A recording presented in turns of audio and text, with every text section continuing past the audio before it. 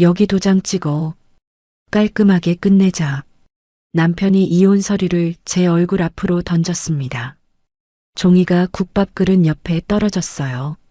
제가 새벽 4시부터 끓인 육수 냄새가 배어있는 식탁 위에요. 오빠, 빨리 끝내고 나가자. 여기 냄새 못 맡겠어. 남편 옆에 처음 보는 여자가 서 있었습니다. 하이힐을 신고 있었어요. 제가 7년간 앞치마 두르고 설거지하던 이 국밥집에 명품 가방을 든 여자가 남편 팔짱을 끼고 서 있었습니다. 손이 떨렸어요. 다리에 힘이 풀렸습니다. 국밥집 바닥에 주저앉을 뻔했어요. 그때였습니다. 꽝! 주방 문이 벌컥 열렸어요. 준혁아, 거기 앉아. 시어머니의 목소리였습니다. 40년간 이 국밥집을 지켜온 그 목소리가 식당 전체를 얼어붙게 만들었어요. 어머님 손에는 노란 봉투가 들려 있었습니다. 두툼한 봉투였어요. 남편의 얼굴이 하얗게 질렸습니다. 이야기는 3달 전으로 거슬러 올라갑니다. 이야기 시작 전 구독과 좋아요 부탁드려요. 어디에서 듣고 계신지 적어주시면 그쪽을 향해 복 받으시길 기도드리겠습니다. 새벽 4시 알람이 울리기도 전에 눈이 떠졌습니다. 매일 그랬어요. 몸이 먼저 아는 거예요. 이 시간이 되면 일어나야 한다는 걸. 이불을 걷고 일어나서 옆을 봤어요. 남편은 코를 골며 자고 있었습니다. 언제 들어왔는지도 모르겠었어요. 어젯밤에도 친구 만난다며 나갔거든요. 술 냄새가 베개까지 번져 있었습니다. 소리나지 않게 방문을 닫고 주방으로 내려갔어요. 불을 켰습니다. 형광등이 깜빡이다 켜지면 그때부터 제 하루가 시작돼요. 냉장실에서 사골을 꺼내고 큰 솥에 물을 붓고 가스불을 올렸습니다. 뽀얀 김이 올라올 때까지 뼈를 저어주는 거예요. 천천히 꾹꾹 눌러가면서 7년이었습니다. 결혼하고 이 국밥집에 들어온 지 7년. 하루도 빠진 적 없었어요. 힘들었냐고요? 솔직히 말하면 힘들었습니다. 새벽마다 손이 얼고 허리가 쑤시고 여름엔 솥 앞에 서면 얼굴이 벌겋게 달아올랐거든요. 근데 이상한 거예요. 이 국밥집이 싫지는 않았어요. 오히려 이 새벽 시간이 저한테는 유일하게 조용하고 편안한 시간이었습니다.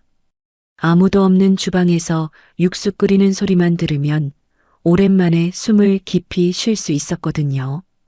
6시쯤 되니까 뒷문이 열렸어요. 벌써 끓이고 있었어? 시어머니였습니다. 머리를 단정하게 묶고 앞치마를 두르고 오셨어요. 68세인데 새벽부터 움직이시는 분이에요.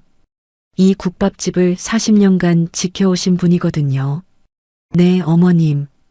오늘 사골이 좋아서 일찍 시작했어요. 그래, 수고했다. 어머님이 제 옆에 서서 솥을 들여다보셨습니다. 그러고는 고개를 끄덕이셨어요. 국물색 좋다.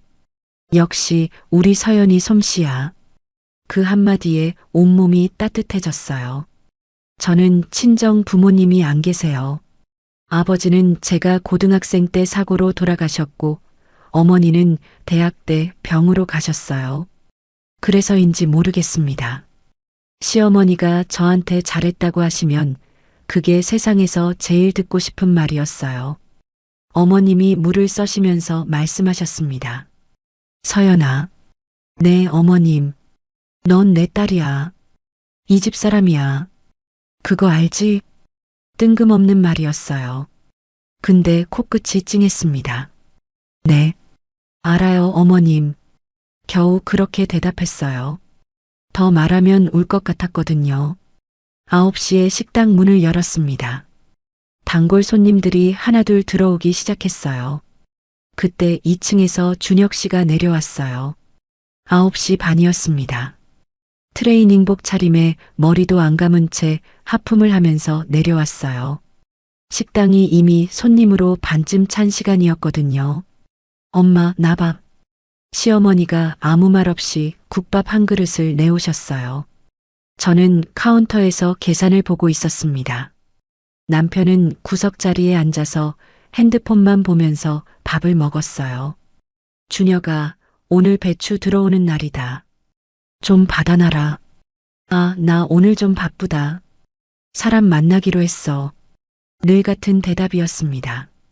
바쁘다. 사람 만난다. 나중에 할게. 시어머니가 한숨을 삼키시는 게 보였어요. 저도 봤지만 모른 척 했습니다. 7년간 그래왔으니까요. 남편은 밥을 다 먹고 일어나면서 제 옆을 스치듯 지나갔어요. 그러더니 갑자기 멈추고 돌아보면서 말했습니다. 아, 서연아. 그거 있잖아. 뭔데요? 국밥집 명예 말이야. 지금 어머니 이름으로 되어 있잖아. 그거 내 이름으로 해놓으면 세금이 줄어든대. 세무사가 그러더라고. 심장이 덜컥했어요. 무슨 세무사가 그런 말을 하는지 모르겠었거든요. 그건 어머님이랑 상의해봐야 하지 않아요? 아니, 뭘 상의해. 어차피 아들인 나한테 올 건데. 미리 해놓으면 편하지. 남편은 그 말을 가볍게 던지고 나가버렸어요. 현관문 닫히는 소리가 크게 울렸습니다. 이상하다고 느꼈어요.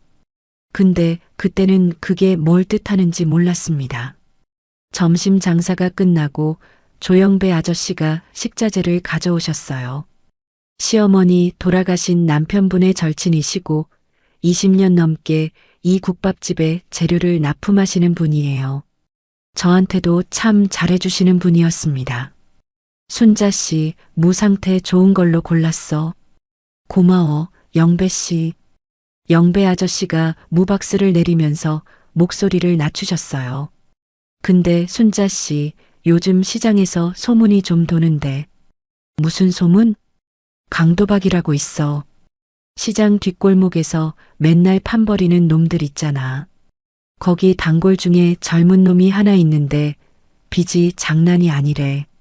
시어머니가 고개를 갸웃하셨어요. 강도박? 누구래? 이름은 모르겠고 하여간 조심하라고. 요즘 사채꾼들이 시장 근처까지 얼씬거린대. 저는 그 대화를 설거지를 하면서 흘려들었어요. 그때는 그게 남편 이야기인 줄 꿈에도 몰랐습니다. 저녁이 되어서 마감 정산을 했어요. 금고를 열었는데 이상했습니다. 어제 넣어둔 금액보다 30만 원이 적었거든요. 내가 계산을 잘못했나? 영수증을 하나하나 다시 맞춰봤어요. 틀린 게 없었습니다. 분명히 30만 원이 모자랐어요. 그런데 이게 처음이 아니었거든요. 지난달에도 한 번, 그전 달에도 한 번, 소소하게 금액이 맞지 않는 적이 있었어요. 저는 매번 내가 잔돈을 잘못 거슬러 줬나 보다 하고 넘겼습니다. 지금 생각하면 그때 좀 더 의심했어야 했어요. 그날 밤이었습니다. 새벽 2시쯤 화장실을 가려고 일어났어요. 그런데 옆자리가 비어 있었습니다. 이불이 차가웠어요. 한참 전에 나간 거였습니다. 복도로 나가보니까 현관에 남편 운동화가 없었어요. 이 시간에 어디를 간 건지 핸드폰에 전화를 걸었더니 꺼져 있었습니다. 이상하다. 분명히 이상했어요. 근데 저는 그냥 다시 이불 속으로 들어갔습니다. 새벽 4시에 일어나야 하니까요. 운동이라도 하러 갔겠지 하고 눈을 감았어요. 바보 같았습니다. 며칠 뒤 시아버지 기일이었어요. 어머님이 제사상을 차리시면서 저를 불렀습니다. 서연아, 이리 와봐. 갈비찜을 놓고 나물을 놓고 시아버지가 좋아하셨다는 동태찌개를 가운데 올렸어요. 저도 옆에서 전을 부치고 있었습니다. 어머님이 영정사진을 바라보시면서 말씀하셨어요.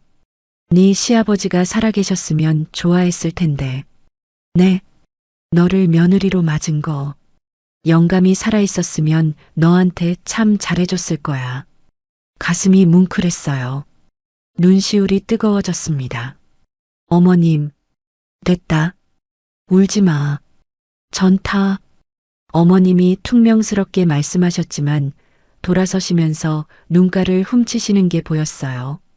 그 순간이 참 좋았습니다. 이 사람이 제 어머니라는 게 감사했어요. 준혁 씨는 제사에 안 왔습니다. 약속이 있다고 했어요. 자기 아버지 기일에요. 시어머니는 아무 말씀 안 하셨어요. 그냥 묵묵히 상을 치우셨습니다.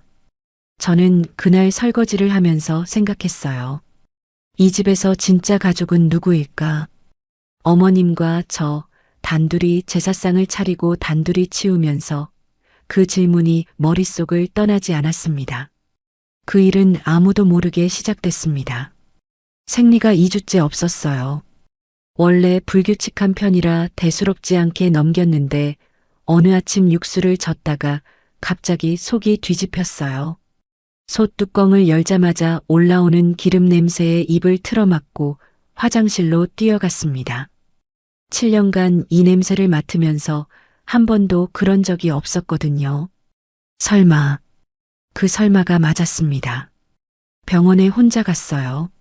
점심 장사가 끝나고 시어머니가 오후 쉬시는 틈을 타서요. 임신 8주입니다. 축하드려요. 의사 선생님이 웃으시면서 초음파 사진을 건네주셨어요. 작은 점 하나가 찍혀 있었습니다. 콩알만한 게 깜빡깜빡 뛰고 있었어요. 심장이래요. 저 작은 게 심장이라고요. 손이 떨렸습니다. 기뻤어요. 정말 기뻤어요. 온몸에 전율이 흘렀습니다. 근데 병원 문을 나서는 순간 다리가 무거워졌어요. 남편이 떠올랐거든요. 결혼 초에 한번 물어본 적이 있었습니다. 우리 아이 가질까? 남편은 그때 인상을 쓰면서 이렇게 말했어요. 아이, 지금 돈도 없는데 무슨 아이야. 그게 5년 전이었어요. 그 뒤로 다시는 그 얘기를 꺼내지 못했습니다. 남편이 싫어하는 걸 알았으니까요. 그래서 말을 못했어요. 누구한테도. 그날 밤 화장실 불을 켜고 변기 뚜껑 위에 앉았습니다. 초음파 사진을 꺼내서 한참을 들여다봤어요. 너는 엄마가 지킬게. 속으로 그렇게 말했어요. 소리내면 울 것 같았거든요. 사진을 서랍 깊숙이 넣었습니다. 양말 사이에, 아무도 안 볼 곳에, 코끝이 찡했어요. 기쁜 건지 서러운 건지 구분이 안 됐습니다.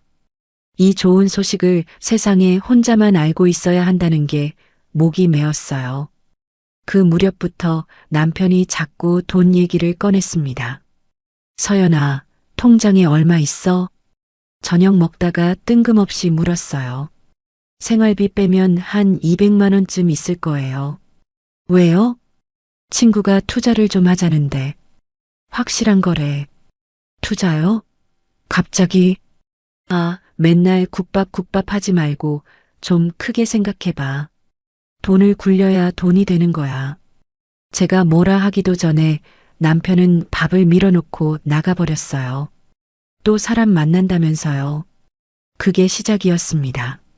일주일 뒤에는 친구 보증을 섰는데 급하게 500이 필요하다고 했어요.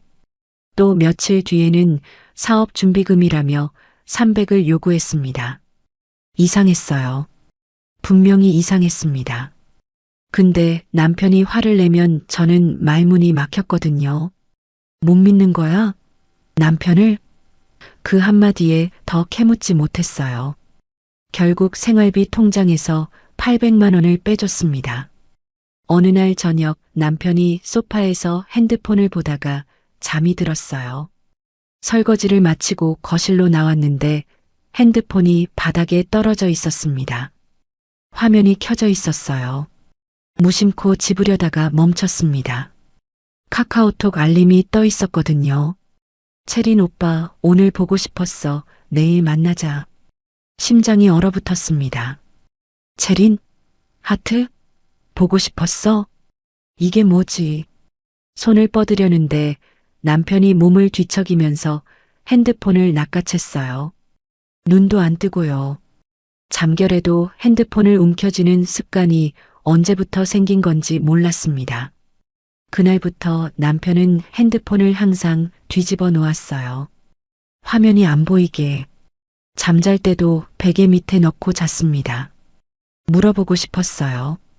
채린이 누구냐고. 그 하트는 뭐냐고. 근데 못 물었습니다. 물어봤다가 진짜 무서운 대답이 돌아올까봐. 제가 겁쟁이였어요. 그 주말이었습니다. 남편이 새벽 2시쯤 들어왔어요.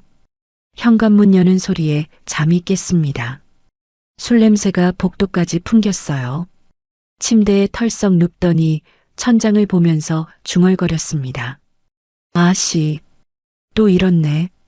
뭘 잃었다는 건지 몰랐어요. 그때는 저는 자는 척하면서 눈을 감고 있었습니다. 남편이 뒤척이다가 갑자기 제 쪽을 돌아봤어요.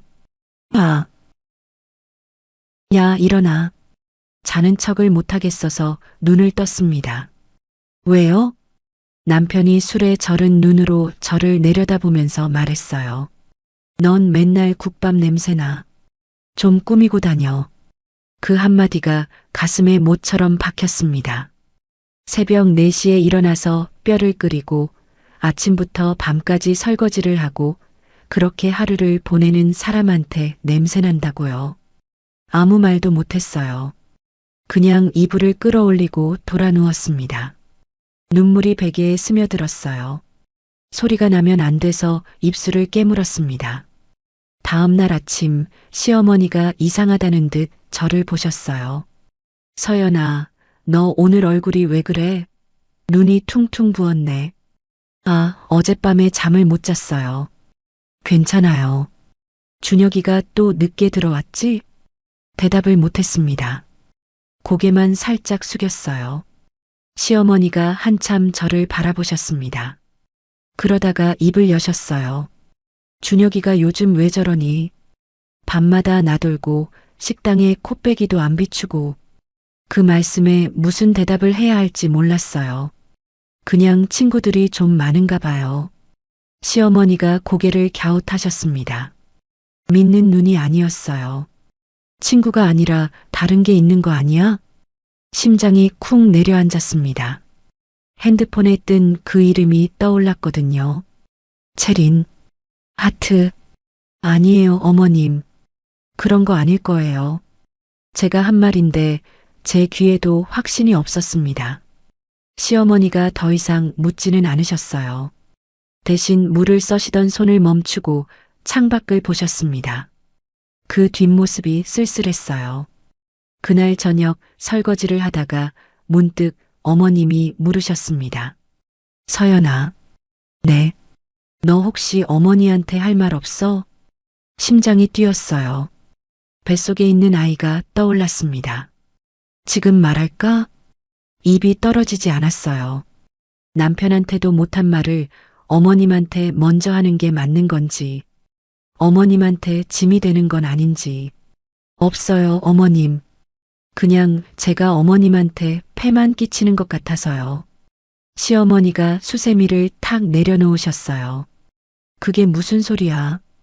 폐는 무슨 폐? 이 식당이 내가 없으면 돌아가기나 하겠어? 쓸데없는 소리 하지 마. 너 없으면 이 국밥집 문 닫아야 해. 어머님이 투박하게 말씀하셨지만 그 안에 담긴 마음이 느껴졌어요. 눈시울이 뜨거워졌습니다. 어머님, 저 사실은요. 속으로만 말했어요. 소리는 나오지 않았습니다. 그날은 평범한 화요일이었습니다. 점심 장사가 끝나고 시어머니는 2층에서 쉬고 계셨어요. 저는 홀 테이블을 닦고 있었습니다. 냉장고에 내일 쓸 파를 정리해 놓고 바닥을 쓸고 의자를 올리고 매일 하던 일이었어요. 7년간 반복해온 마감이었습니다. 그때 현관문이 열렸어요. 남편이 들어왔습니다. 점퍼를 입고 있었는데 표정이 이상했어요. 눈이 충혈되어 있었고 입꼬리가 일직선이었습니다. 술 냄새는 안 났는데 온몸에서 뭔가 날카로운 게 뿜어져 나왔어요. 서연아. 왔어요? 밥 먹을 거예요? 밥 됐고. 남편이 의자를 끌어당겨 앉았습니다. 테이블 위에 핸드폰을 탁 올려놓았어요. 이것 좀 봐.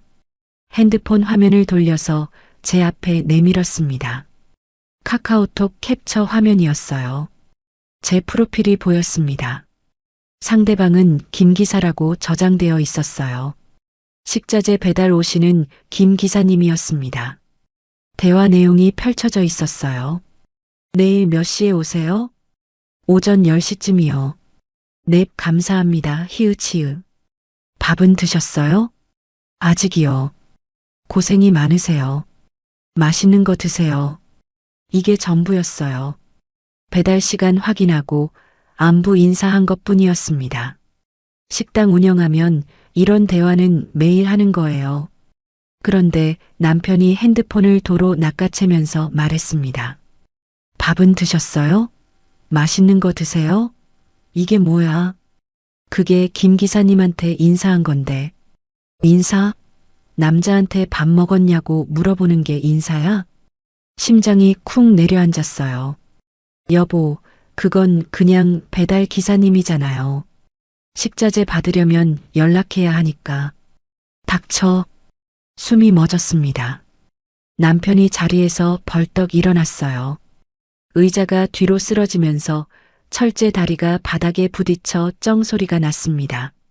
너 바람 피우지? 다리에서 힘이 빠졌어요. 뭐라고요?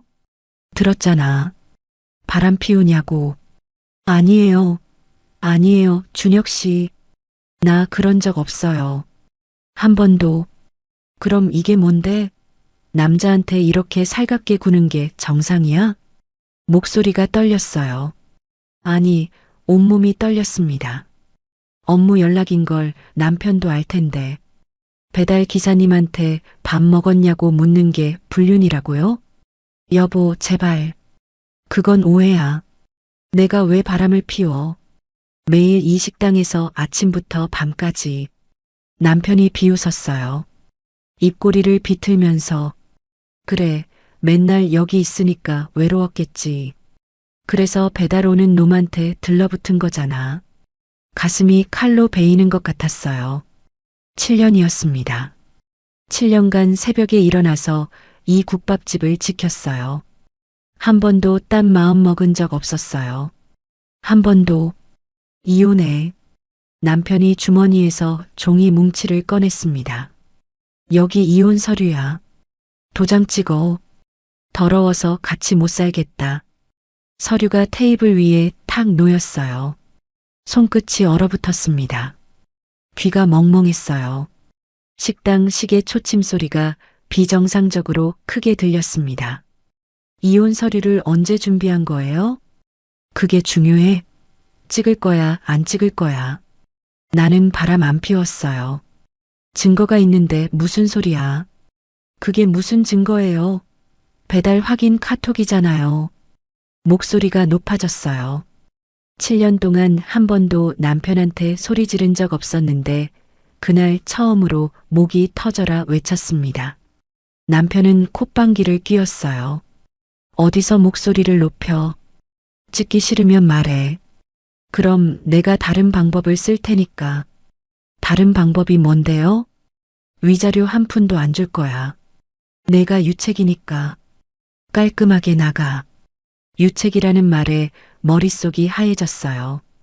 제가 뭘 잘못했다는 건지. 배달 기사님한테 밥 먹었냐고 물은 게 죄라고요. 남편은 이혼 서류를 테이블에 두고 나가버렸습니다. 문이 쾅 닫혔어요. 혼자 남겨졌습니다. 다리가 풀려서 의자에 주저앉았어요. 테이블 위 이혼 서류를 멍하니 바라봤습니다. 이혼 신고서라는 글자가 흐릿하게 번져 보였어요. 눈물 때문이었습니다. 뱃속에 아이가 있었어요. 이 사람한테 말해야 하나? 말하면 달라질까? 아니, 달라지지 않을 거예요. 아이를 원하지 않는 사람이었으니까. 그날 저녁 방에 들어가서 결혼 반지를 빼었습니다. 7년 전에 끼운 은반지였어요. 달아서 안쪽 글씨가 거의 보이지 않았습니다. 서랍을 열고 양말 사이에 넣었어요. 초음파 사진 옆에 손가락에 하얀 자국만 남았습니다. 며칠 뒤 시장에서 소문이 돌았어요. 김말순 이모님이 국밥집에 오시면서 시어머니한테 귀띔하셨습니다. 순자야, 너네 준혁이가 요즘 젊은 여자를 데리고 시장에 왔었어. 시어머니의 손이 멈추셨어요. 뭐? 예쁘장하게 생긴 여자야. 머리 긴 거, 명품 가방 들고 시장 사람들한테 예비 며느리라고 인사하고 다니더라고. 시어머니가 아무 말씀 안 하셨어요. 물을 써시던 칼만 내려놓으셨습니다. 말순 이모님이 목소리를 더 낮추셨어요. 근데 이상한 게 있어. 그 여자가 반찬 가게에서 외상으로 비싼 걸 잔뜩 집어갔거든. 카드로 계산한다면서 내밀었는데 3장을 다 긁었는데 전부 한도초가로 튕겼어. 명품 가방 들고 다니면서 카드가 전부 안 되는 게 말이 돼? 그리고 말이야. 말순 이모님이 고개를 갸웃하셨어요. 그 여자 얼굴을 어디서 많이 본 것 같은데 어디서 봤는지 도통 기억이 안 나. 시어머니는 한동안 아무 말 없이 창밖을 바라보셨습니다. 저는 그 대화를 설거지를 하면서 등 뒤로 들었어요. 심장이 바닥으로 가라앉는 것 같았습니다. 예비 며느리. 남편이 이혼을 준비한 게 하루 이틀이 아니었구나. 이미 다 계획해놓고 저한테 누명을 씌운 거였어요. 손에 쥐고 있던 접시가 흔들렸어요. 억지로 붙잡았습니다. 여기서 무너지면 안 된다고, 어머님 앞에서 무너지면 안 된다고. 근데 안 됐어요. 그날 밤이었습니다. 손님이 다 가고 식당 불을 끈 뒤 시어머니가 홀에 앉아 계셨어요. 저는 마지막 걸레질을 하고 있었습니다. 서연아, 네 어머님, 앉아봐. 걸레를 내려놓고 어머님 맞은편에 앉았어요. 시어머니가 저를 똑바로 바라보셨습니다. 그 눈빛이 무섭도록 진지했어요. 준혁이가 너한테 이혼하자고 했지? 숨이 멎었어요. 어머님 그게 다 안다. 시장에서 소문 도는 것도 알고 걔가 여자 데리고 다니는 것도 알아. 눈물이 차올랐어요. 참고 있었는데 한순간에 올라왔습니다. 어머님, 무릎이 꺾였어요. 의자에서 미끄러지듯 바닥에 내려앉았습니다. 시어머니 앞에 무릎을 꿇고 고개를 숙였어요. 어머님, 저는 정말 아닙니다. 바람 안 피웠어요. 한 번도요. 남편이 보여준 카톡은 배달 기사님하고 업무 연락한 거예요. 저는 진짜 말이 끊겼어요. 울음이 터져서 시어머니가 자리에서 일어나셨습니다. 그리고 바닥에 주저앉아 우는 저 앞에 쪼그려 앉으셨어요. 주름진 손이 제 머리를 쓸어내렸습니다. 알아. 내가 널 모르겠니? 7년을 봤는데 숨을 들이쉬지 못했어요. 가슴이 터질 것 같았거든요. 어머님, 울지 마. 고개 들어.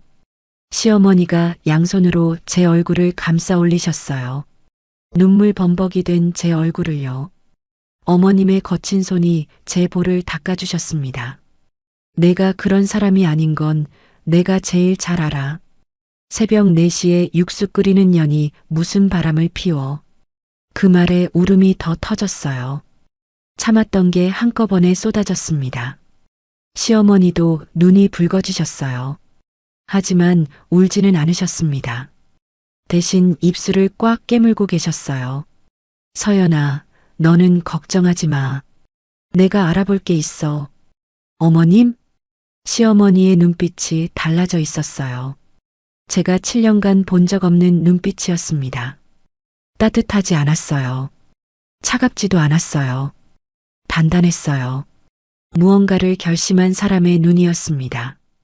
준혁이가 왜 갑자기 이러는지, 그 여자가 누군지 내가 직접 알아볼 거야. 시어머니가 일어서시면서 앞치마를 털으셨어요. 너는 이 식당만 지켜. 다른 건 내가 한다. 그 뒷모습을 바라보면서 생각했어요. 이분이 제 어머니라서 다행이다. 피 한 방울 안 섞인 사이인데 세상에 저를 믿어주는 사람은 이분뿐이구나. 바닥에 주저앉은 채 한참을 울었습니다. 국밥집 형광등이 깜빡였어요. 새벽 2시였습니다. 이 이야기는 나중에 어머님에게 들은 거예요. 그날 밤 제가 국밥집 바닥에서 울고 방으로 올라간 뒤 시어머니는 잠을 안 주무셨다고 합니다. 새벽 3시까지 주방에 앉아 계셨대요. 불도 안 켜고 어둠 속에서 혼자. 어머님이 나중에 그러셨어요. 그때 생각했어. 7년 동안 새벽마다 일어나서 이 식당을 지킨 애가 바람을 피웠다고? 그게 말이 되냐? 안 돼. 준혁이가 뭔가를 숨기고 있어. 어머님은 40년간 국밥집을 하시면서 별별 사람을 다 보신 분이에요. 손님 얼굴만 봐도 저 사람이 무슨 마음인지 읽으시는 분이었거든요. 그래서 아들의 거짓말도 한눈에 보이셨던 거예요. 다음 날 아침 어머님은 평소처럼 식당에 나오셨습니다. 저도 평소처럼 육수를 끓이고 있었어요. 아무 일도 없었다는 듯이 눈이 퉁퉁 부은 채로 어머님이 제 옆을 지나면서 어깨를 한번 토닥이셨어요. 아무 말씀 없이 그 손길 하나에 또 눈물이 차올랐지만 꾹 참았습니다. 점심 장사가 끝나고 어머님은 평소에 안 하시던 행동을 하셨어요. 서연아, 오늘 오후에 좀 나갔다 올게. 어디요, 어머님? 볼 일이 좀 있어서. 어머님이 외출하시는 건 드문 일이었거든요. 40년간 이 식당을 거의 안 비우신 분이에요. 그런 분이 앞치마를 벗고 외출 채비를 하셨습니다. 그때는 몰랐어요. 어머님이 어디를 가시는 건지. 어머님이 찾아가신 곳은 조영배 아저씨의 식자재 창고였다고 합니다. 나중에 영배 아저씨한테 들은 이야기예요. 어머님이 창고 문을 열고 들어오시더니 의자도 안 앉고 단도직입적으로 말씀하셨대요. 영배 씨, 우리 준혁이 좀 알아봐줘. 준혁이를요? 갑자기 왜요? 그 애가 집에서 난리를 쳤어. 며느리한테 바람 피웠다고 누명을 씌우고 이혼하겠다고 해. 영배 아저씨가 놀랐다고 합니다. 서연이가 바람을 피운다고? 그건 말도 안 되는 소리라고. 순자 씨, 서연이가 그럴 사람이 아닌 건 저도 아는데. 알아. 그래서 그러는 거야. 서연이가 아니면 준혁이한테 다른 이유가 있다는 뜻이잖아. 어머님이 목소리를 낮추셨대요. 저번에 영배 씨가 말했잖아. 시장에서 강도박이라고 소문나는 놈이 있다고. 그거 혹시 우리 준혁이 아닌지 좀 확인해 봐줘. 영배 아저씨 얼굴이 굳었다고 합니다. 순자 씨, 설마가 아닐 수도 있잖아. 내가 제발 틀렸으면 좋겠어. 근데 확인은 해야겠어. 영배 아저씨는 고 강병호 씨의 절친이었어요. 시아버지가 살아계실 때부터 가족처럼 지낸 분이거든요. 시아버지 돌아가시고 나서도 어머님을 누이처럼 챙기신 분이었습니다. 그분이 고개를 끄덕이셨대요. 알겠습니다. 며칠만 기다려요. 영배 아저씨는 시장 사람이에요. 시장에서 30년을 장사하시면서 모르는 사람이 없었습니다. 3일이 걸렸다고 해요. 시장 뒷골목에 있는 불법 도박장. 간판도 없고 커튼으로 가려진 지하 사무실이었대요. 거기서 준혁 씨가 매일 밤마다 드나든다는 걸 확인했다고 합니다. 단골 중에서도 유명했대요. 판이 크거든요.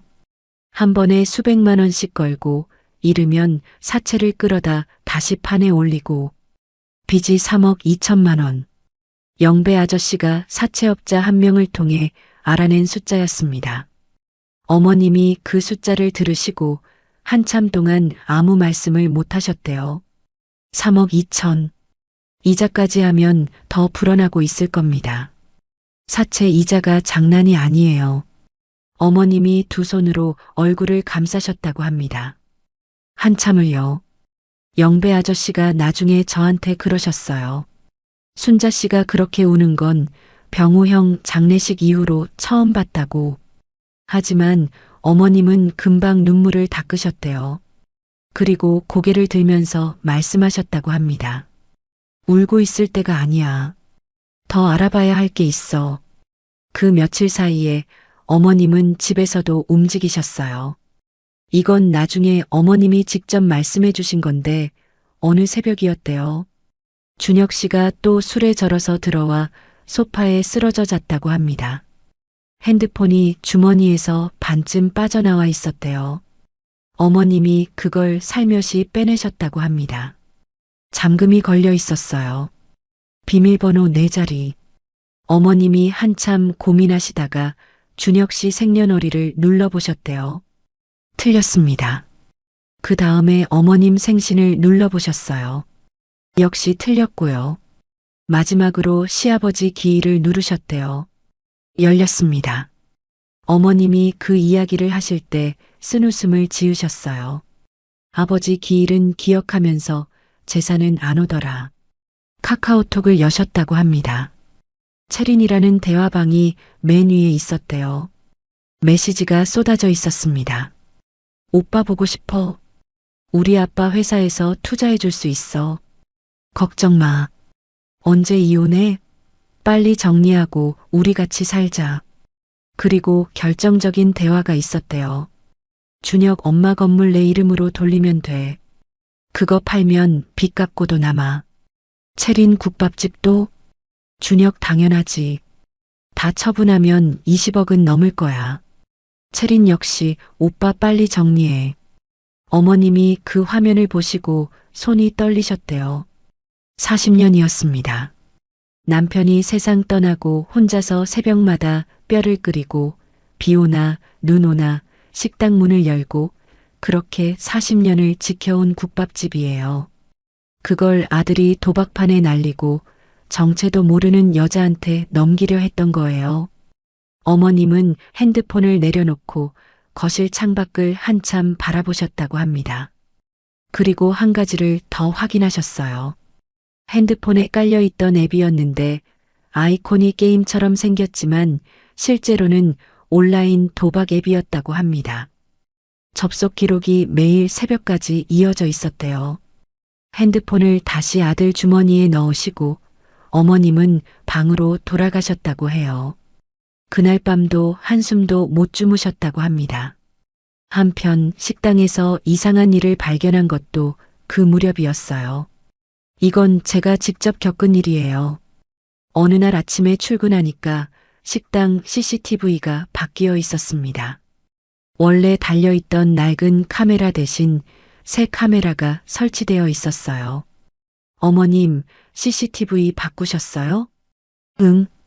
원래 것이 너무 오래됐잖아. 화질이 안 좋아서 별것 아닌 것 같았어요. 식당에 CCTV 바꾸는 건 당연한 일이니까. 근데 나중에 알았어요. 어머님이 그 카메라를 바꾸신 게 단순히 화질 때문이 아니었다는 걸. 그리고 그 여자에 대한 조사가 시작됐습니다. 말순 이모님이 기억을 더듬고 계셨거든요. 그 여자 얼굴을 어디서 봤는지 말이에요. 어느 날 말순 이모님이 국밥집에 헐레벌떡 뛰어오셨어요. 순자야, 나 찾았어. 뭘 찾았어? 그 여자, 준혁이가 데리고 다니는 그 여자 말이야. 2년 전에 뉴스에 나왔어. 말순 이모님이 핸드폰을 내미셨어요. 지역 뉴스 기사 화면이 떠 있었습니다. 결혼 사기 여성 징역 2년 선고. 기사에 실린 사진이 있었대요. 머리 스타일만 다르고 얼굴이 똑같았다고 합니다. 본명 박미정, 29세, 사기 전과 이범. 첫 번째는 3년 전 결혼 사기. 중소기업 사장에게 접근해서 결혼 빙자로 5천만 원을 뜯어낸 혐의. 두 번째는 투자 사기. 아버지 회사에서 투자한다고 속이고 1억 원을 가로챈 혐의. 아버지 회사에서 투자한다. 준혁 씨한테 했던 말과 똑같았어요. 어머님이 그 기사를 읽고 나서 입술을 깨무셨다고 합니다. 이 여자가 우리 아들한테 붙은 거구나. 어머님은 곧바로 법무사를 찾아가셨다고 해요. 아는 법무사가 시장 근처에 있었거든요. 거기서 채린의 주민등록 열람을 요청하셨는데 법무사가 말리셨대요. 개인정보보호법에 걸린다고. 대신 법무사가 다른 방법을 알려주셨다고 합니다. 채린이 준혁 씨에게 준 명함에 적힌 무역회사를 국세청 사업자 조회로 확인해 보라고. 결과는 간단했어요. 그런 회사는 존재하지 않았습니다.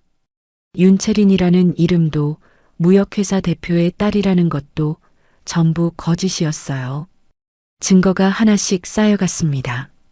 도박 빚 3억 2천, 사채 차용증 사본, 채린과의 카카오톡 대화 캡처, 도박 앱 접속 기록, 채린의 사기 전과 뉴스 기사, 존재하지 않는 무역회사.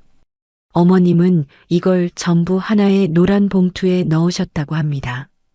A사 용지로 출력하고 복사하고 날짜를 적어서. 그리고 마지막으로 하신 일이 있었어요. 공증사무소에 가셨습니다. 유언장을 다시 쓰셨어요. 기존 유언장에는 전 재산을 아들 강준혁에게 상속한다고 적혀 있었대요. 당연하잖아요. 외아들이니까. 어머님이 그 유언장을 찢으시고 새로 쓰셨습니다. 본인 소유의 건물 2채 국밥집 건물, 인근 상가 건물화 사업체 순잔의 국밥의 전 자산을 며느리 한서영과 태어날 손주에게 귀속한다. 공증인 앞에서 도장을 찍으시고 등본을 2부 떠서 한 부는 노란 봉투에 한 부는 법무사에게 맡기셨다고 합니다. 어머님이 공증사무소를 나오시면서 혼잣말을 하셨대요. 나중에 영배 아저씨가 전해주신 말이에요. 그날 어머님을 차로 모셔다 드리면서 들으셨다고.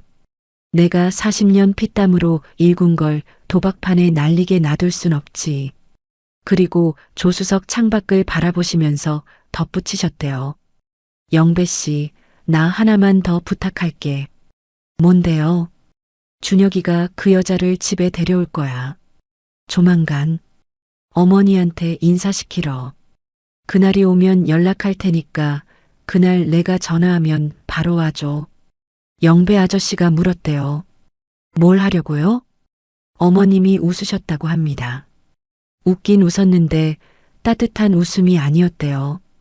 끝을 내려고. 그 모든 일이 벌어지는 동안 저는 아무것도 몰랐어요.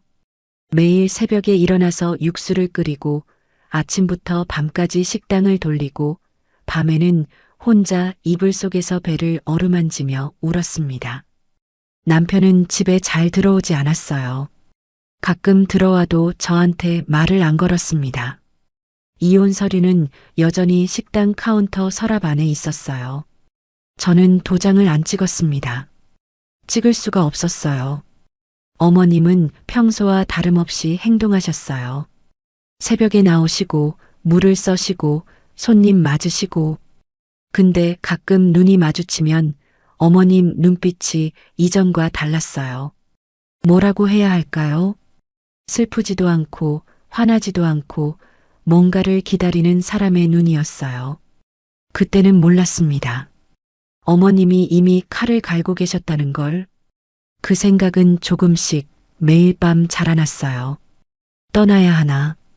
이불 속에서 배를 어루만지면서 그 생각이 뿌리를 내렸습니다. 남편은 사흘째 집에 안 들어오고 있었어요. 전화도 안 받았습니다.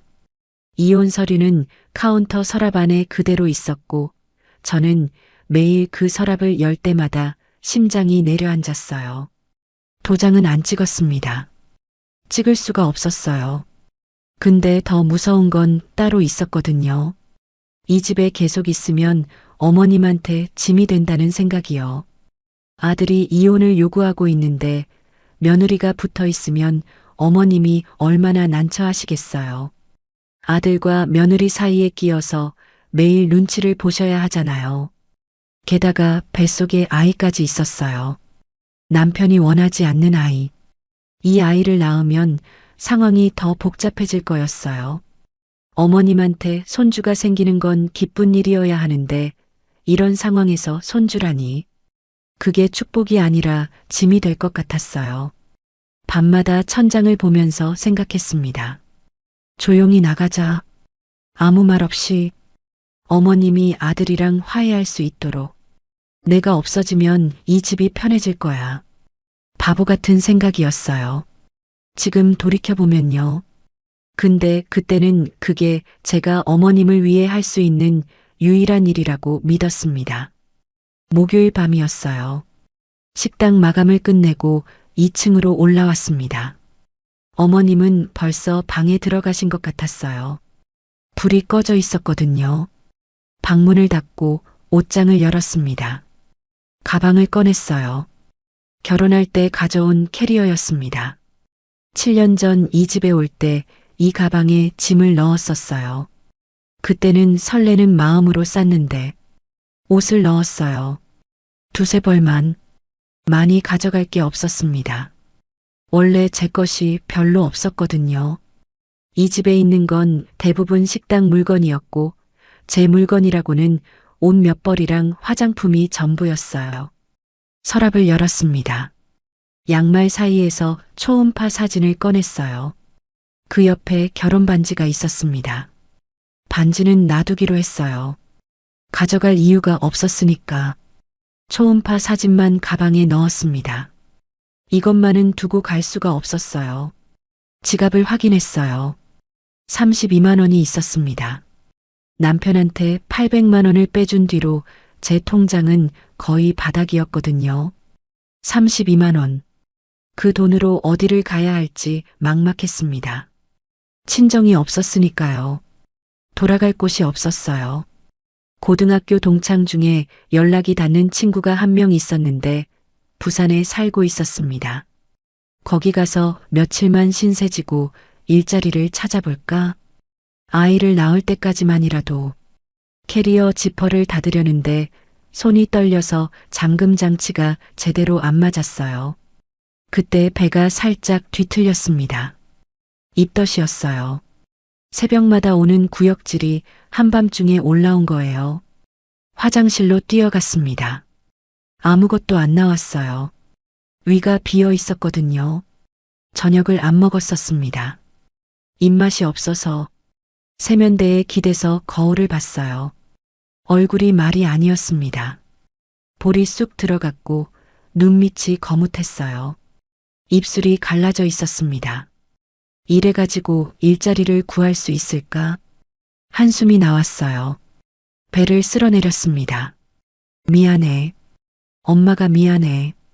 아이한테 하는 말이었어요. 소리가 안 나게 입술만 움직였습니다. 화장실에서 나와서 다시 짐을 쌌어요. 캐리어 위에 메모지를 올려놓으려고 했습니다. 어머님한테 남길 편지요. 펜을 들었어요. 어머님, 그동안 감사했습니다. 첫 줄을 쓰고 멈췄어요. 그 다음이 안 나왔거든요. 뭐라고 써야 할까요? 죄송합니다. 건강하세요? 저 때문에 힘드셨죠? 어떤 말을 써도 모자랐어요. 7년을 딸처럼 대해주신 분한테 편지 한 장으로 떠나는 게 얼마나 못된 짓인지 알았습니다. 알면서도 그게 최선이라고 생각했어요. 어머님, 그동안 감사했습니다. 어머님 덕분에 제가 여기까지 살았어요.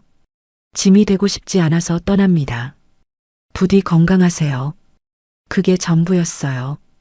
더 쓰면 울 것 같아서 편지를 접어서 캐리어 위에 올려놨습니다. 새벽 2시였어요. 4시에 일어나서 나가면 어머님이 주무시는 사이에 나갈 수 있어요. 2시간만 자고 일어나자. 그렇게 생각하고 불을 끄려는데 똑 문을 두드리는 소리가 들렸어요. 심장이 멎었습니다. 서연아. 어머님 목소리였어요. 서연아, 자니? 방에 불이 켜져 있길래 왜 안 자고 있어? 대답을 못했어요. 캐리어가 방 한가운데 펼쳐져 있었거든요. 옷이 반쯤 들어간 채로 메모지가 위에 올려진 채로 들어간다? 문이 열렸습니다. 시어머니가 방에 들어오셨어요. 잠옷 위에 얇은 가디건을 걸치시고 머리를 풀고 계셨습니다. 한밤중에 일어나신 거였어요. 어머님이 방 안을 보셨습니다. 캐리어, 옷, 메모지. 어머님의 시선이 천천히 움직였어요. 캐리어에서 옷으로, 옷에서 메모지로, 그리고 제 얼굴로. 이게 뭐야? 목소리가 낮았어요. 화가 나신 게 아니었습니다. 너무 놀라서 목소리가 안 나오신 거였어요. 어머님, 서연아, 이게 뭐냐고. 무릎이 후들거렸어요. 서 있을 수가 없었습니다. 가려고요.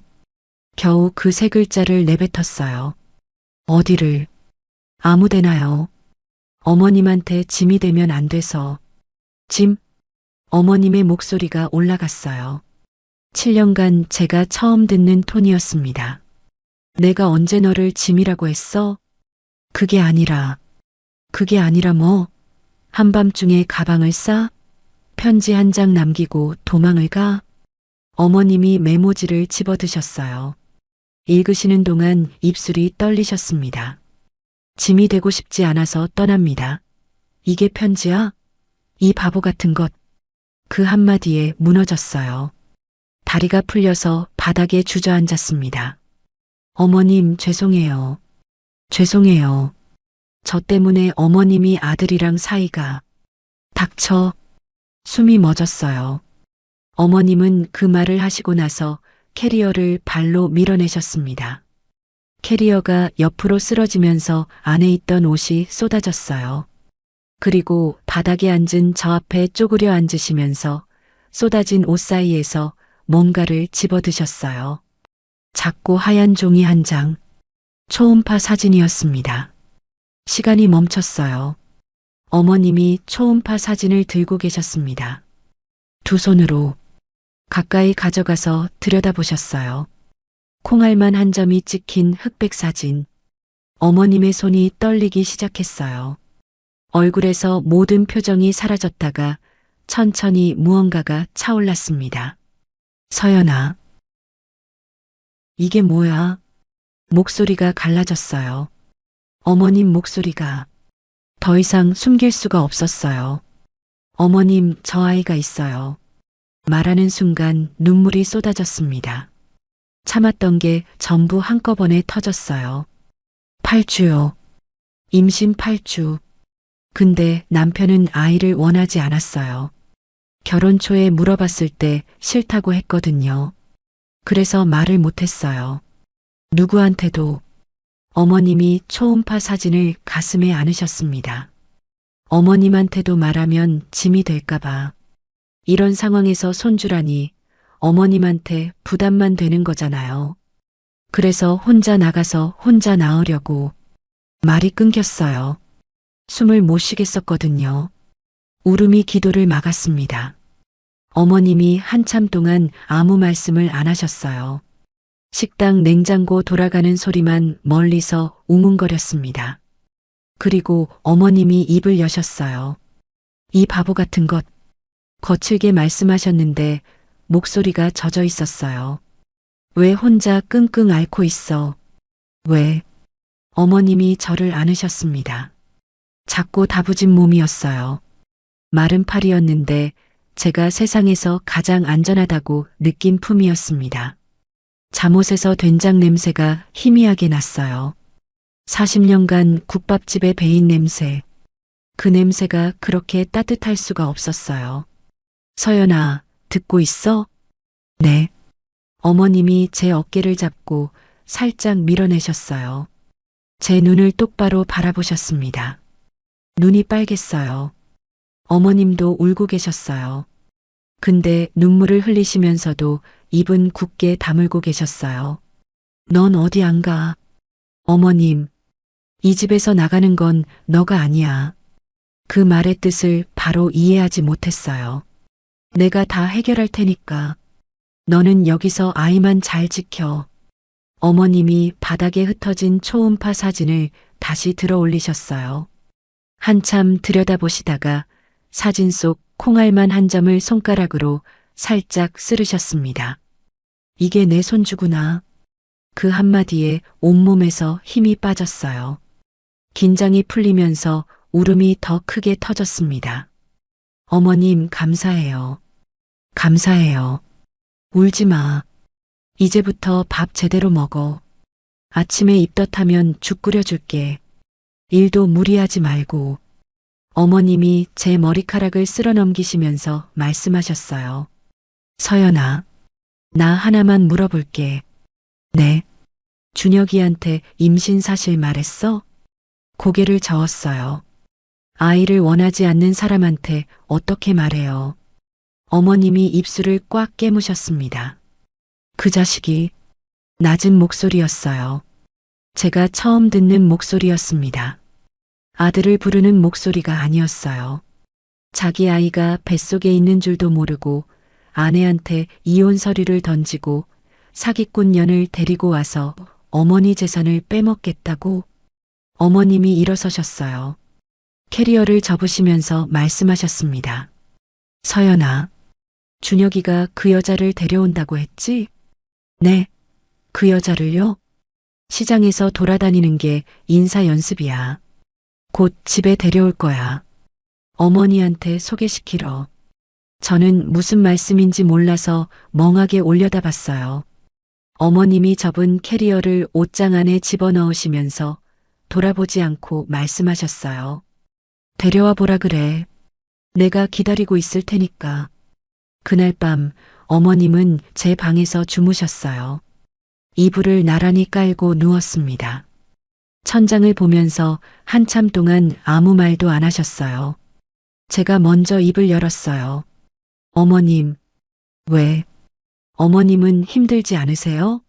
아들이 이러는데. 한참 침묵이 흘렀어요. 힘들지. 어머님이 천장을 보시면서 말씀하셨어요. 준혁이가 어릴 때는 착한 애였어. 아버지 돌아가시고 나서 좀 달라지긴 했는데 그래도 내 아들이니까 언젠간 제정신을 차리겠지 했어. 근데 이건 아니야. 며느리한테 누명 씌우고 도박으로 3억을 날리고 사기꾼한테 넘어가서 어미 재산을 팔아먹으려 해? 이건 내가 참을 수 있는 선을 넘은 거야. 어머님이 고개를 돌려서 저를 보셨어요. 서연아, 내가 40년간 국밥집을 하면서 배운 게 하나 있어. 뭔데요? 사람은 진심이 다야. 진심인 사람은 새벽 4시에 일어나서 뼈를 끓여. 진심이 아닌 사람은 이혼 서류를 던져. 가슴이 먹먹했어요. 내 아들이지만 진심이 아닌 쪽은 준혁이야. 그리고 진심인 쪽은 너야. 어머님이 이불 밖으로 손을 뻗어 제 손을 잡으셨어요. 거칠고 갈라진 손이었습니다. 40년간 국밥집에서 뼈 끓이고 무 썰고 설거지한 손. 내가 지킬 건 국밥집이 아니야. 너야. 그 말에 눈물이 또 흘렀어요. 소리나지 않게 울었습니다. 어머님 손을 꼭 잡은 채로. 어머님은 제 손을 놓지 않으셨어요. 제가 잠들 때까지. 나중에 알았는데 어머님은 그날 밤 한숨도 안 주무셨대요. 제가 잠든 걸 확인하시고 조용히 일어나서 부엌에 내려가셨다고 합니다. 그리고 핸드폰을 꺼내셔서 영배 아저씨한테 문자를 보내셨대요. 영배 씨, 준비됐어. 걔가 그 여자를 데려오면 바로 연락할게. 새벽 4시까지 부엌에 앉아서 혼자 육수를 끓이셨다고 합니다. 제가 매일 하던 일을 그날은 어머님이 대신 해주신 거예요. 일주일 뒤였습니다. 그날 아침 어머님이 평소보다 일찍 내려오셨어요. 새벽 3시 반이었습니다. 제가 육수를 끓이고 있었는데 주방 불이 켜지면서 어머님이 들어오셨어요. 어머님, 왜 이렇게 일찍 내려오셨어요? 잠이 안 와서. 그러시면서 앞치마를 두르셨어요. 평소 입으시는 흰 앞치마가 아니었습니다. 깨끗한 새 앞치마였어요. 다림질까지 해놓으신 거였습니다. 이상하다고 느꼈어요. 근데 묻지 않았습니다. 어머님이 냉장고를 열면서 말씀하셨어요. 서연아, 오늘 점심 특선 뭐 할까? 갈비탕이요? 재료 있잖아요. 그래, 갈비탕 하자. 사골 육수 넉넉히 끓여놔. 평범한 아침이었어요. 적어도 저한테는 점심 장사가 한창이던 12시 반쯤이었습니다. 식당 문이 열렸어요. 준혁 씨였습니다. 2주 만에 보는 얼굴이었어요. 머리를 새로 잘랐고 검은 코트를 입고 있었습니다. 평소보다 말쑥했어요. 그리고 옆에 여자가 있었습니다. 긴 웨이브 머리에 크림색 코트, 하이힐, 큰 핸드백, 입술이 빨갰어요. 시장 국밥집에 어울리지 않는 차림이었습니다. 손님들 시선이 일제히 쏠렸어요. 남편이 홀 가운데로 걸어오면서 큰 소리로 말했습니다. 어머니, 인사드릴 사람 있어요. 주방에서 국을 퍼담고 있던 제 손이 멈췄어요. 남편이 여자의 허리에 손을 얹으며 말했습니다. 이쪽이 윤채린 씨야. 내가 얘기했잖아. 앞으로 잘 부탁드립니다. 채린이라는 여자가 고개를 숙이면서 말했어요. 어머님, 처음 뵙겠습니다. 윤채린이에요. 목소리가 달콤했어요. 연기하는 목소리라는 걸 몰랐더라면 속았을 거예요. 저는 주방 안에서 그 광경을 보고 있었습니다. 국자를 쥔 손이 떨렸어요. 남편이 저를 봤습니다. 눈이 마주쳤어요. 남편이 비웃듯이 입꼬리를 올리면서 말했어요. 아, 서연아. 너도 인사해. 앞으로 이 사람이 이 집 새 식구야. 심장에 못이 박히는 것 같았어요. 손님들 앞에서 제가 7년간 지킨 이 식당에서 남편이 다른 여자를 데려와서 새 식구라고 소개하고 있었습니다. 채린이 저를 보면서 씩 웃었어요. 한서연 씨, 잘 부탁드려요. 아, 참. 이혼 서류는 아직 안 보내셨죠? 그 말에 다리에서 힘이 빠질 뻔했어요. 손님 몇 명이 수저를 내려놓고 쳐다보고 있었습니다. 김말순 이모님이 구석 자리에 앉아 계셨는데 입이 벌어진 채 굳어 계셨어요. 남편이 카운터 위에 서류 봉투를 탁 올려놓았습니다. 자, 이번엔 확실하게 하자. 서연아, 여기 도장 찍어. 깔끔하게 끝내. 이혼 서류를 또 꺼낸 거예요. 두 번째, 손님들이 있는 식당 한가운데서 숨이 막혔어요. 눈앞이 흐려졌습니다. 그때였어요. 꽝. 주방 문이 열렸습니다. 식당 전체가 조용해졌어요. 국 끓는 소리까지 멈춘 것 같았습니다. 시어머니가 걸어 나오셨어요. 깨끗한 앞치마, 단정하게 묶은 흰 머리, 눈빛이 차가웠어요. 40년간 국밥집을 지켜온 사람의 눈빛이 아니었습니다. 심판하러 온 사람의 눈이었어요. 준혁아, 낮은 목소리였습니다. 거기 앉아. 남편의 얼굴에서 웃음이 사라졌어요. 어머니 뭐, 앉으라고 했다. 어머님의 목소리가 식당을 눌렀습니다. 손님들이 숨을 죽였어요. 남편이 멈칫하다가 의자에 앉았습니다. 채린도 옆에 앉으려 했어요. 그 여자도 앉아. 어머님이 채린을 가리키시면서 말씀하셨어요. 채린이 어색하게 웃으면서 앉았습니다. 어머님, 저 채린이에. 이름은 나중에 들을게. 어머님이 채린의 말을 잘랐어요. 단칼에. 어머님이 카운터 뒤에서 노란 봉투를 꺼내셨습니다. 두툼한 마닐라 봉투. 저는 그 봉투를 처음 봤어요. 어머님이 그걸 언제 준비하셨는지 몰랐습니다. 어머님이 봉투를 식탁 위에 올려놓으셨어요. 준혁아, 내가 서연이한테 바람 피웠다고 했지. 어머니, 그건 사실이야. 증거가. 닥쳐. 식당이 얼어붙었어요. 내가 물어볼 때만 말해. 어머님이 봉투를 열으셨습니다. 안에서 서류를 한 장씩 꺼내셨어요. 첫 번째, 사진이었습니다. 어두운 골목에 지하 출입구, 간판도 없는 문, 그리고 그 문을 나서는 남자의 뒷모습. 이거 누구야? 남편의 얼굴이 하얘졌어요. 어머니, 그게 시장 뒷골목 불법 도박장이야. 여기 매일 밤 드나든 사람이 누구지? 남편이 입을 열었다 닫았어요. 대답을 못했습니다. 어머님이 두 번째 서류를 꺼내셨어요. 사채 차용증 사본이었습니다. 3억 2천만 원. 사채업자한테 빌린 돈이야. 이자가 월 5%래. 지금 얼마까지 불어났을까? 남편의 손이 테이블 위에서 부들부들 떨리기 시작했어요. 어머니, 그건 제가 설명할 수. 설명? 좋아. 그러면 이것도 설명해봐. 세 번째, 카카오톡 캡처 화면이었습니다. 어머님이 A사 용지에 출력하셨더라고요. 크고 선명하게. 준혁 엄마 건물 내 이름으로 돌리면 돼. 그거 팔면 빚 갚고도 남아. 체린 국밥집도? 준혁 당연하지. 다 처분하면 20억은 넘을 거야. 남편이 자리에서 벌떡 일어났어요. 어머니, 내 폰을 봤어. 앉아. 어머님의 목소리가 한 톤 더 내려갔어요. 아들 핸드폰 보는 게 도박빚 3억보다 더 큰 잘못이야? 남편이 다시 주저앉았어요. 완전히 기가 죽은 얼굴이었습니다.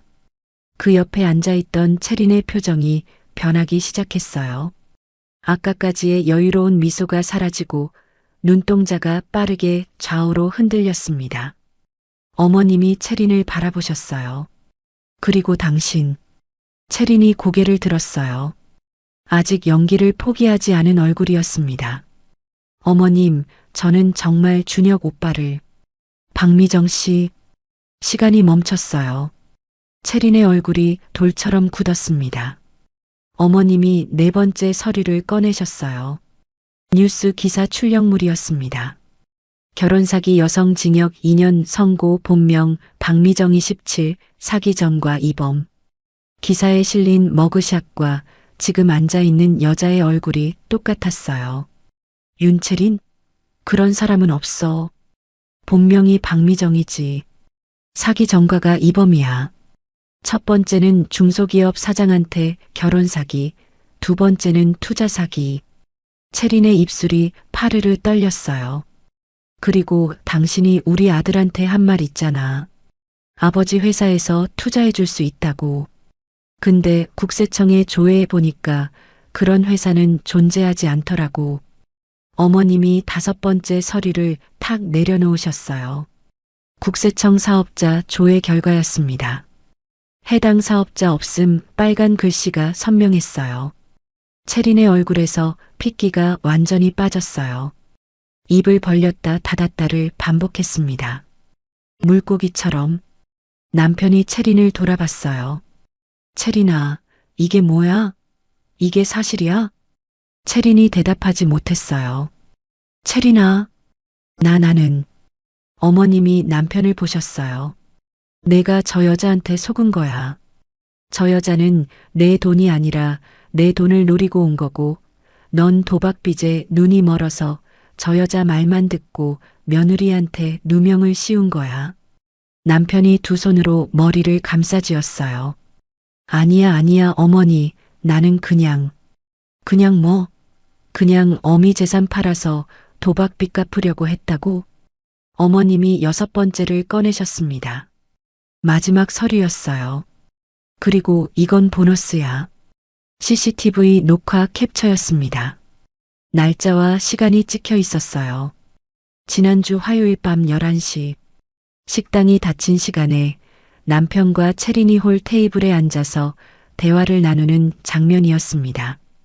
어머님이 캡처 아래에 메모를 적어 놓으셨더라고요. 음성 녹음 파일 별도 보관 중. 사실 CCTV에는 음성이 녹음되지 않았을 수도 있어요. 하지만 남편은 그걸 확인할 여유가 없었습니다. 뭘 의논했는지는 내가 다 알고 있어. 건물명에 어떻게 빼낼지, 국밥집은 팔고 어디로 떠날지. 전부 남편의 몸이 의자에서 미끄러지듯 내려갔어요.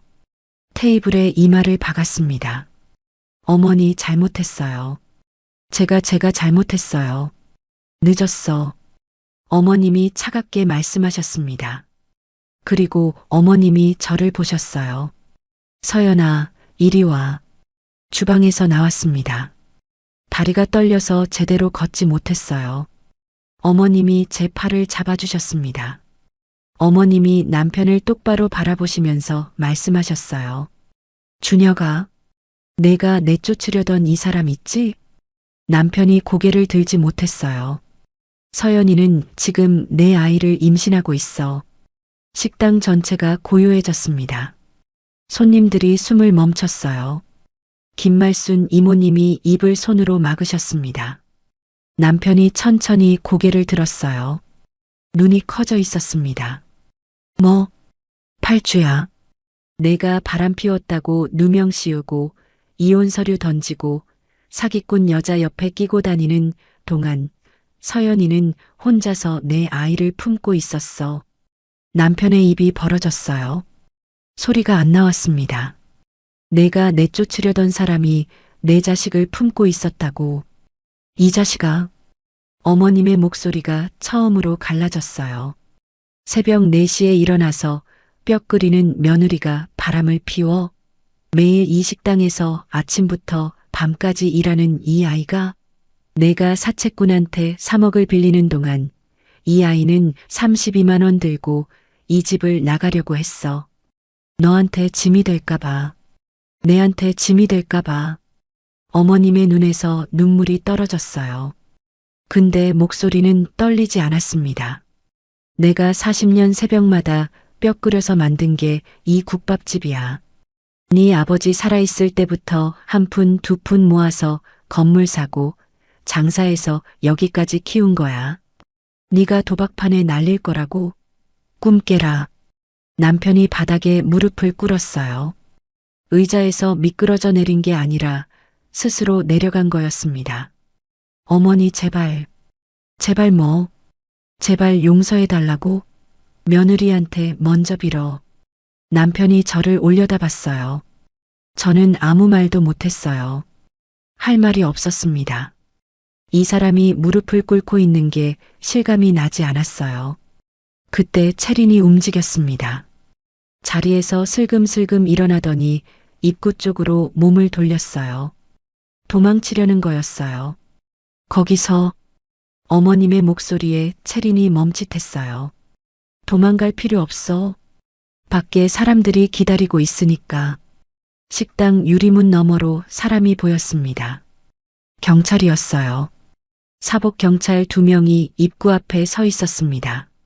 나중에 알았는데 어머님이 이틀 전에 채린의 사기 전과 자료를 들고 경찰서에 직접 가셨대요. 이 여자가 또 다른 사기를 치고 있다고, 증거가 있다고. 경찰이 출동 일시를 어머님과 조율했다고 합니다. 오늘 낮 12시 30분. 정확하게. 채린의 얼굴이 백지장처럼 하얘졌어요. 아니에요. 저는 사기가 아니에요. 저는 정말로 준혁 오빠를. 아직도 연기를 해? 이름이 뭐야? 박미정이잖아. 채린이, 아니 박미정이 입술을 깨물었습니다. 더 이상 빠져나갈 구멍이 없다는 걸 알았는지 얼굴이 일그러졌어요. 아까까지의 품이 있는 표정이 완전히 벗겨졌습니다. 경찰이 식당 안으로 들어왔어요. 박미정 씨 맞으시죠? 사기 혐의로 임의동행 요청드립니다.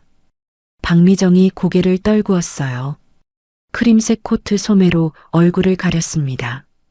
경찰을 따라 나가면서 한 번도 뒤를 돌아보지 않았어요.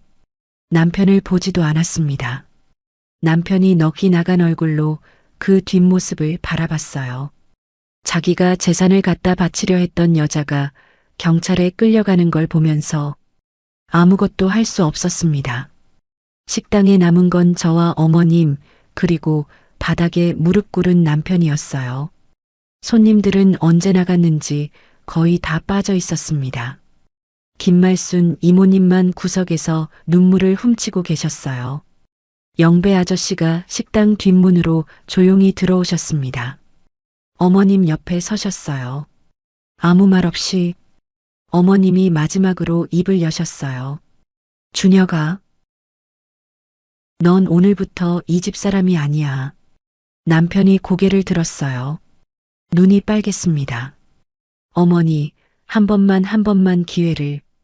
기회는 7년 동안 줬어. 7년 동안 서연이가 새벽마다 일어나서 이 식당을 지키는 동안 넌 뭘 했어? 도박을 했잖아. 사기꾼한테 넘어갔잖아. 며느리한테 누명을 씌웠잖아. 그래도 내가 참았어. 아들이니까. 내 배 아파서 낳은 놈이니까. 근데 서연이 뱃속에 내 아이가 있다는 걸 알고도 내쫓으려 했다는 건 용서 못해. 어머님의 목소리가 갈라졌어요. 이번에는 참지 못하신 거였습니다. 나가라. 빚은 내가 갚아. 내 인생은 내가 책임져. 남편이 바닥에 이마를 박았어요.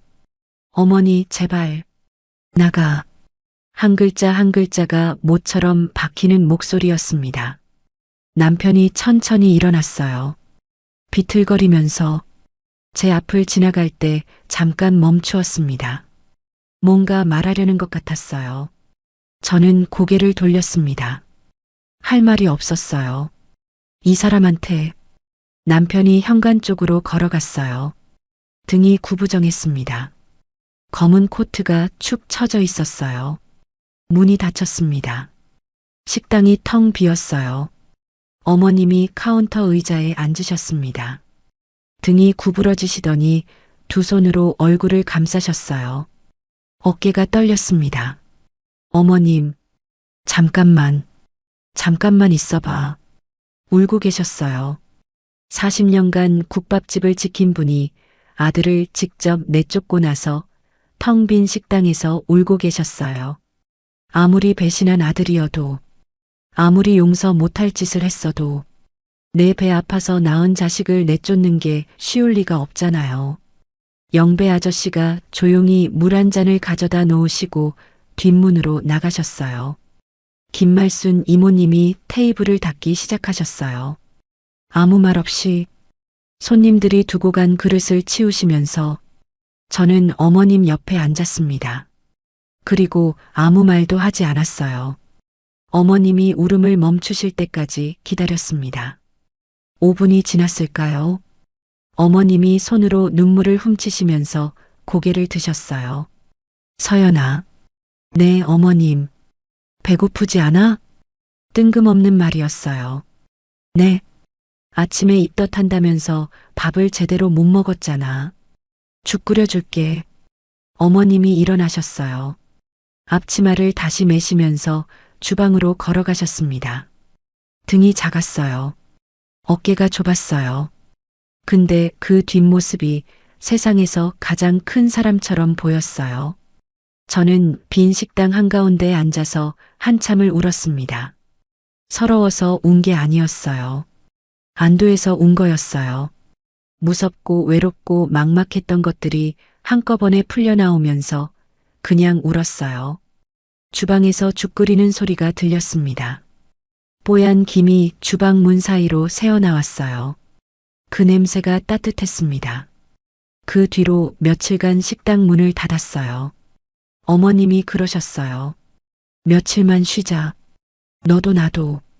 40년간 하루도 문을 닫은 적 없는 분이었거든요. 태풍이 와도 폭설이 와도 남편 장례식 다음 날도 문을 여셨던 분이에요.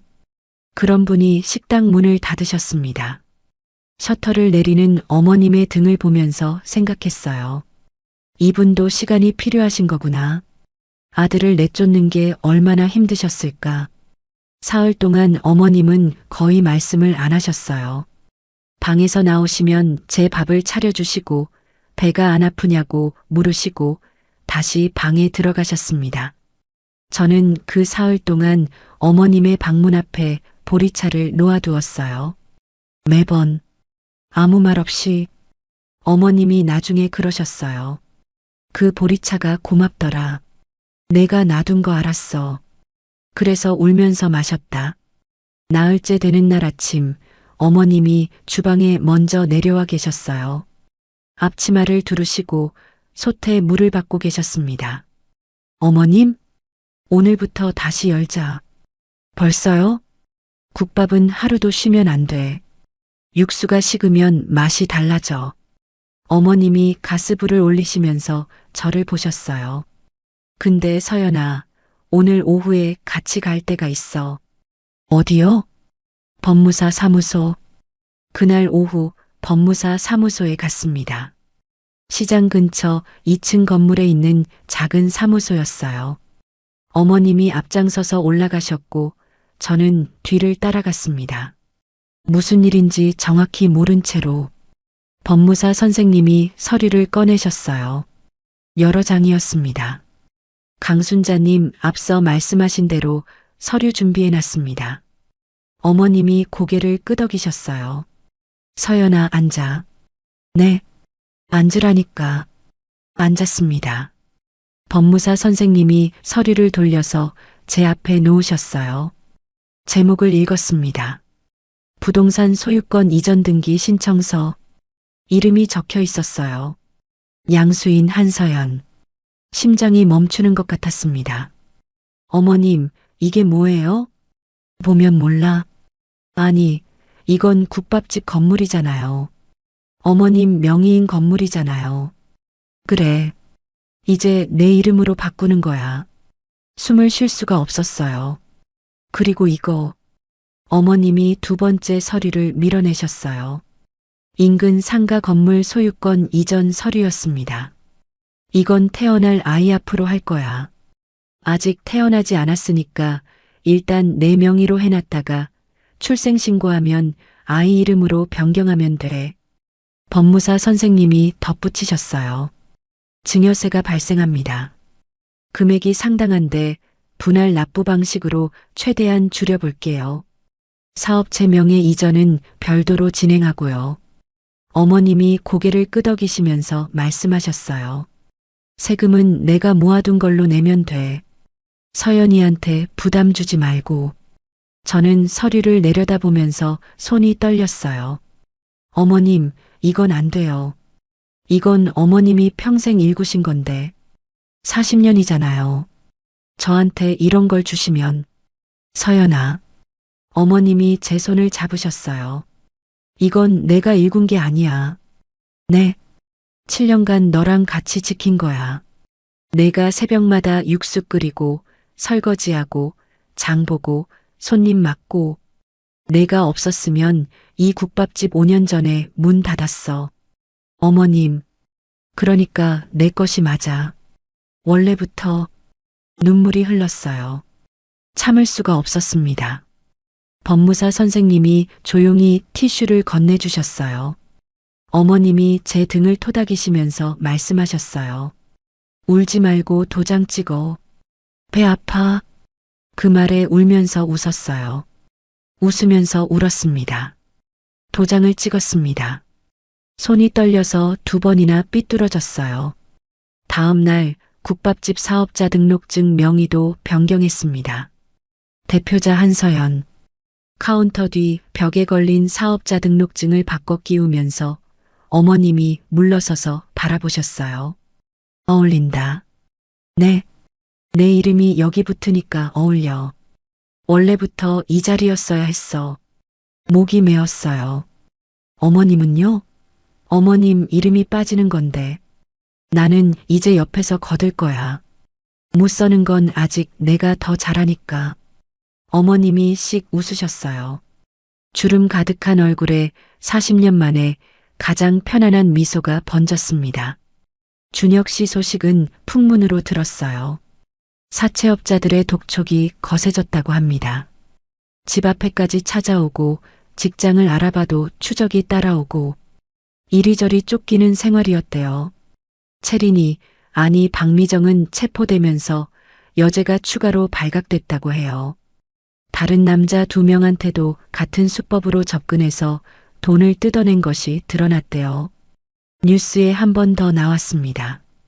저는 그 뉴스를 설거지하면서 봤어요. 아무 감정이 안 들었습니다. 준혁 씨가 어머님한테 전화를 몇 번 했다고 합니다. 어머님은 받지 않으셨어요. 한 달쯤 지났을 때 영배 아저씨가 조심스럽게 말씀하셨어요. 순자 씨, 준혁이가 경찰서에 자수했대. 도박 관련해서 본인이 직접 갔대요. 어머님이 한참 동안 아무 말씀 안 하셨어요. 물을 써시던 손이 멈추셨다가 다시 움직이기 시작했습니다. 그래야지. 그 한마디뿐이었어요. 어머님이 그날 밤 방에서 울으셨는지는 모르겠어요. 문 앞에 보리차를 놓아드렸습니다. 다음 날 아침에 보니까 잔이 비어 있었어요. 아이가 자랐어요. 배가 불러오면서 식당 일을 줄여야 했습니다. 어머님이 못하게 하셨거든요. 너는 카운터에만 앉아 있어. 설거지는 내가 해. 어머님, 68세가 설거지를 하시면 어떡해요. 40년 했는데 뭘. 손이 기억해. 말순 이모님이 자원해서 점심시간에 일을 도와주셨어요. 시장 상인분들이 돌아가면서 배추를 가져다 주시고 반찬을 보내주셨어요. 어느 날 말순 이모님이 저한테 그러셨어요. 서연아, 너 알아? 시장 사람들이 다 널 응원하고 있어. 네. 그날 식당에서 있었던 일 다 퍼졌거든. 순자 씨가 아들을 내쫓고 며느리를 지켰다고. 사람들이 그러더라. 저런 시어머니는 처음 봤다고. 가슴이 뭉클했어요. 어머님이 대단한 거예요. 저는 그냥, 너도 대단해. 7년 동안 혼자 지킨 거잖아. 말순 이모님이 제 손을 꼭 잡아주셨어요. 출산은 봄이었습니다. 3월의 어느 맑은 날 병원에서 딸을 낳았어요. 2.9kg. 작고 빨간 얼굴. 세상에서 가장 크게 울었어요. 간호사가 아이를 제 가슴에 올려놓았을 때 온몸에 전율이 흘렀습니다. 어머님이 분만실 밖에서 기다리고 계셨어요. 아이를 안고 나오니까 어머님이 한 걸음 다가오시다가 멈추셨습니다. 줘봐. 떨리는 손으로 아이를 안으셨어요. 아이가 어머님 품에서 울음을 그쳤어요. 신기했습니다. 이름 지었어? 하은이요. 강하은. 어머님의 눈에서 눈물이 떨어졌어요. 아이 이마 위로. 하은아. 할머니다. 그 한마디에 저도 옆에 있던 간호사도 복도에 서 있던 말순 이모님도 울었어요. 새벽 4시. 알람이 울리기도 전에 눈이 떠졌습니다. 매일 그래요. 몸이 먼저 알거든요. 이불을 걷고 일어나서 옆방을 살짝 열어봤어요.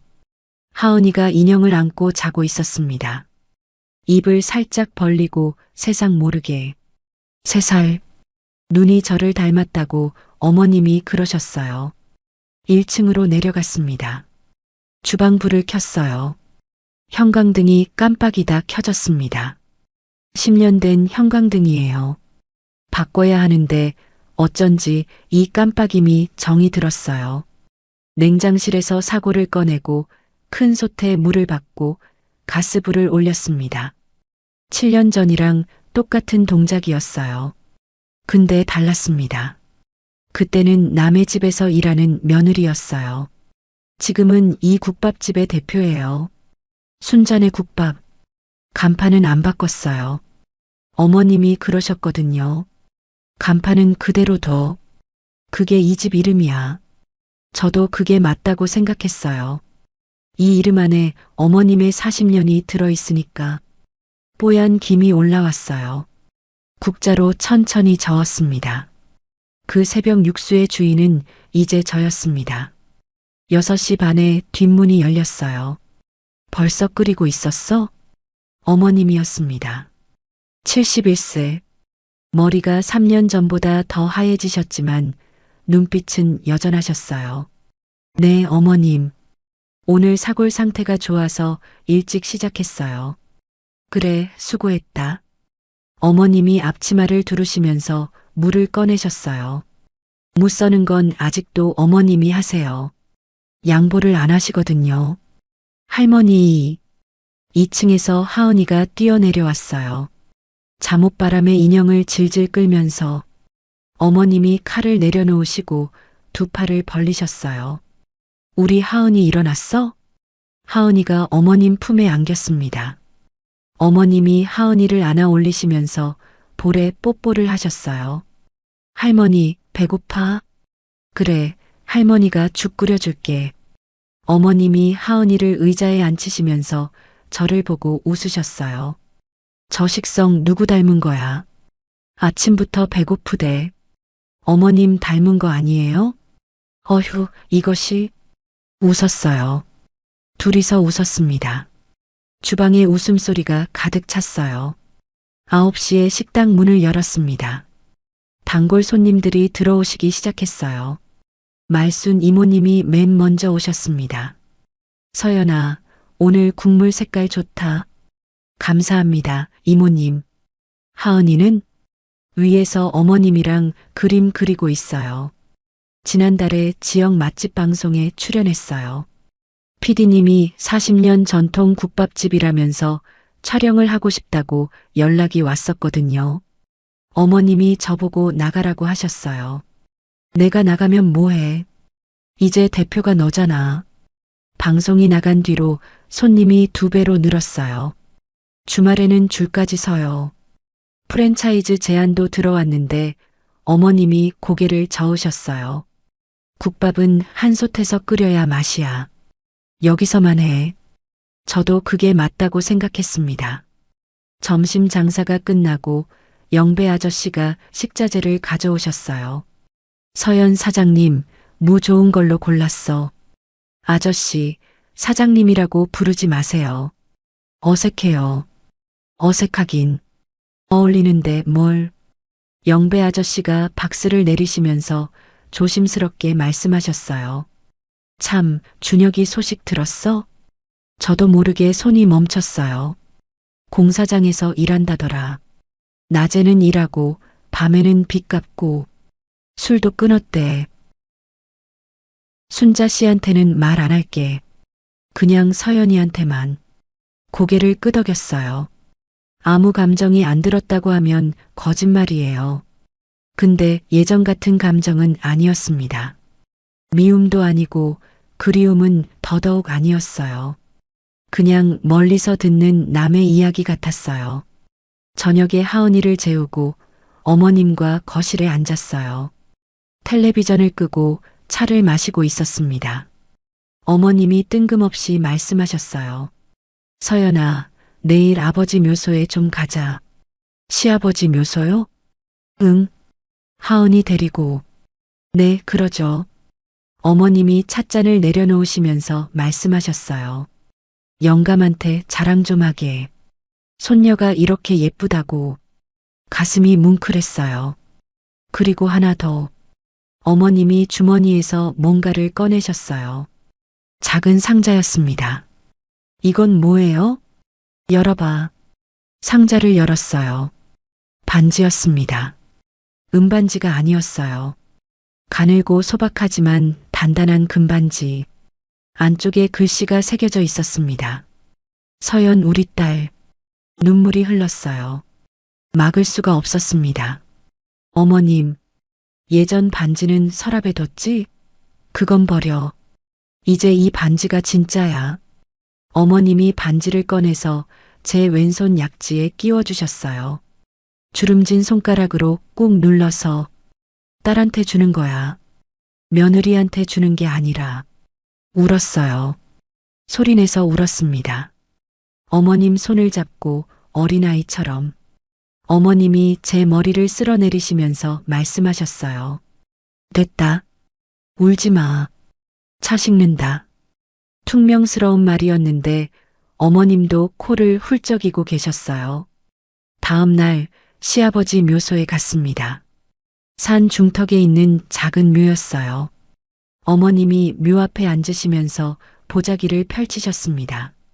도시락이었어요. 국밥집 갈비찜. 하은이가 풀밭에서 뛰어다니고 있었어요. 할머니, 여기 누구 집이야? 할아버지 집이야.